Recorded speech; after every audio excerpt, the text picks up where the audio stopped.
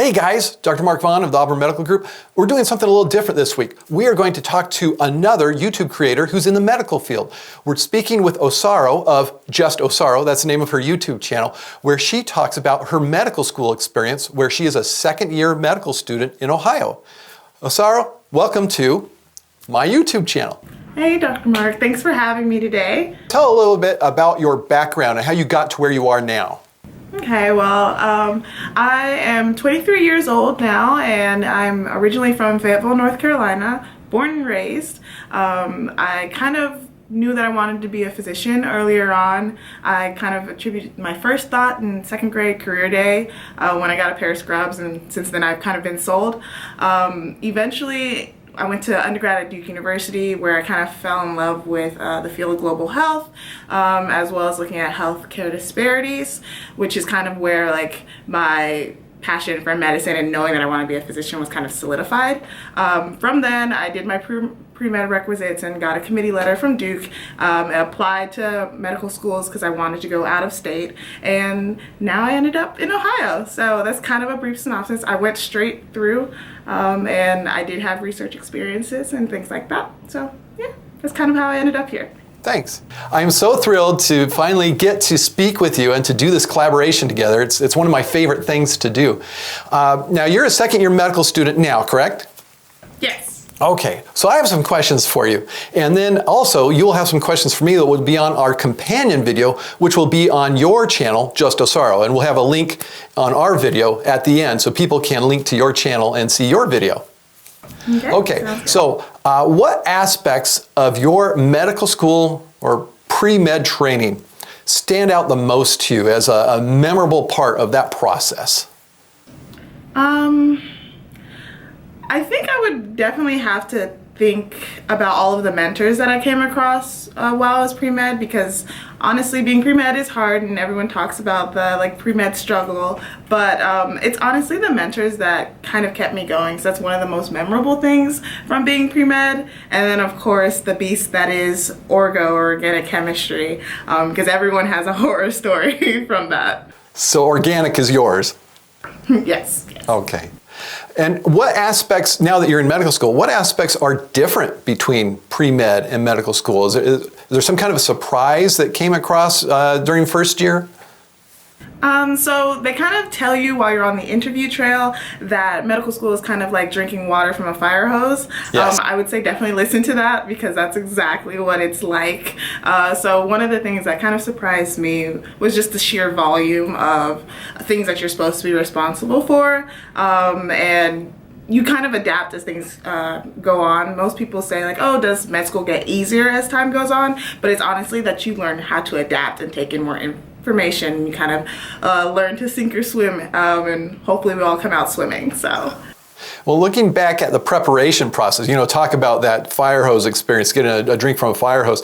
Is there something different about your pre-med journey or the process of preparation that you wish you had done different when you were back in undergrad? I wish I would have paid more attention to biochem, because I learned it, but I don't think I learned it to the point I'd never forget it. And that's just me thinking of step one, which is the first step that we have to take for our licensing exams, because we're gonna have to know biochem for that as well.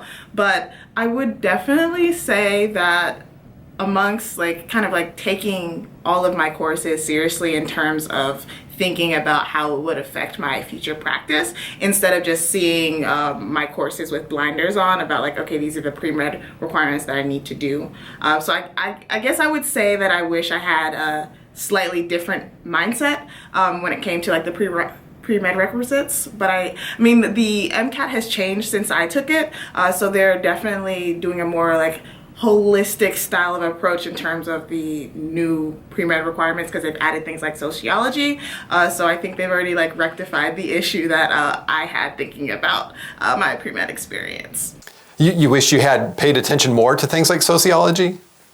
I did them, but I guess I didn't have that same sort of holistic view with my basic science courses. Okay. So I wish I kind of thought about them tying them to medicine instead of like looking at them as like the stepping stones to medicine. Because now that I'm in medical school, I know how things interrelate and how, like for me, physics, E&M just was so like not tangible for me. Yeah. But like one day in lecture, I sat there and I realized that the body is one big circuit, and it all made so much sense.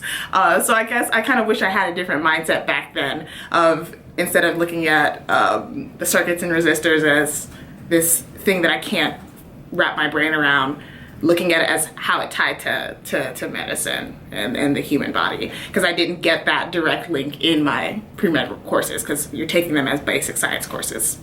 Yes. And taking that same theme of preparing for the next step, how is your current experience preparing you for when you get out? Well, I guess I should ask, do you have any thought at all of going into independent practice when you get out? I'm extremely undecided with what I want to do with my medical career.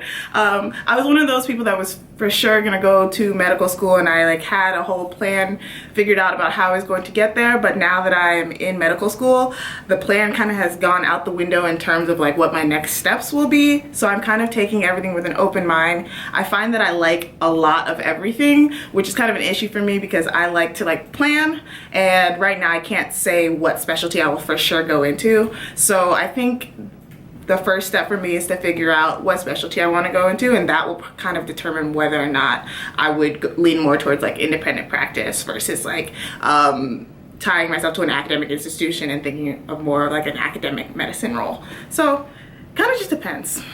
Okay. Well, it's still very, very early in the process for you with your second year. So you still have clinical years and then residency once you decide what specialty. So you have lots of time for that. Now, in medicine, you're an underrepresented minority. Has there been anything unique you feel to your experience in medical school, at least from your perspective, looking at what's going on around you?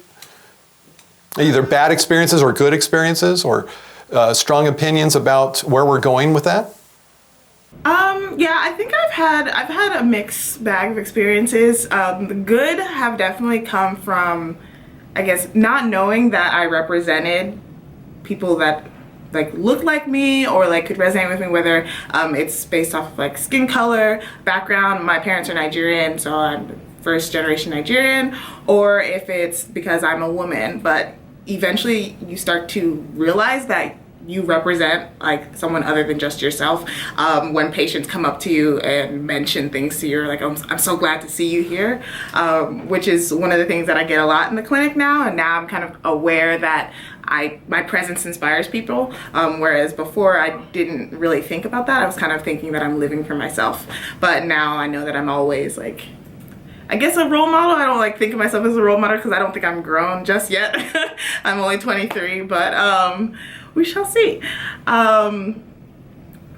Also, with just being an underrepresented minority in medicine, I think my interests have a lot to do with my background and my status is that, because I'm very interested in healthcare disparities and working with underserved communities. So I think I have a unique lens where I can kind of understand that patient population a little more than someone who may not know anything about it just coming to it. Absolutely. It's good to have you there. I remember when I was in school, let's see, I was 23 years ahead of where you're at. And I'm being honest here.